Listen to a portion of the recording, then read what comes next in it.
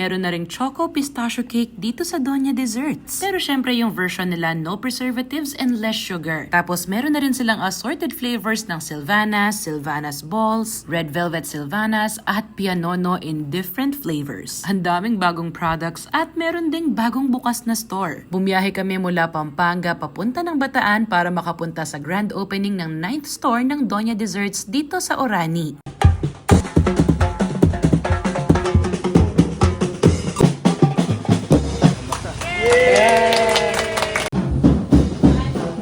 Pangalawang branch na nila ito dito sa Bataan. Yung nauna ay sa Pilar. And very soon magkakaroon na rin sa Limay, Balanga at Orion. Ilang beses na ako nagpo-post about their products pero sa sobrang dami meron at meron palaging bago. At etong ipapakita natin today ay mga first time nating titikman. Etong egg tarts nila very mild lang yung sweetness ng custard. Eto naman yung Pianono. This box has 16 pieces and it comes in 5 different flavors. Eto naman yung kanilang assorted premium truffles. Zero sugar added ang mga ito and keto friendly. Meron din itong 5 flavors. It has strawberry, white almond, matcha, cookies and cream, and yung pang-5, if I'm not mistaken, parang double Dutch yata. Ito yung pinakagusto ko sa 5. Amoy na amoy mo yung dark chocolate pagbukas pa lang ng box, tapos meron siyang mga nuts. Panalong panalo itong kanilang premium na cream cheese banana loaf. It's really moist and tasty. You can really tell the difference nung pagka-cream cheese niya. And then ito naman yung kanilang red velvet crinkles. Meron din tong cream cheese sa gitna. It's really soft and they also have it in chocolate crinkles kung mas gusto mo yon. And then eto na yung assorted flavor nila ng Sylvanas also comes in Sylvanas balls. Meron yung chocolate, ube, strawberry, pistachio, mango graham, and classic mocha. Meron din sila nitong red velvet flavor that comes in their signature heart-shaped box. And lastly, we have 2 of their premium cakes. Hahabol pa sa aking birthday cake series. Itong nauna ay choco pistachio at eto naman pangalawa, grabe, sobrang chocolate yan. The cake is moist and then yung icing niya hindi masyadong matamis. They're both really good. Kung may friends kayo na may birthday, eto ang regalo nyo. Bukod sa mga yan, napakarami pa nilang ibang products at ngayon mas marami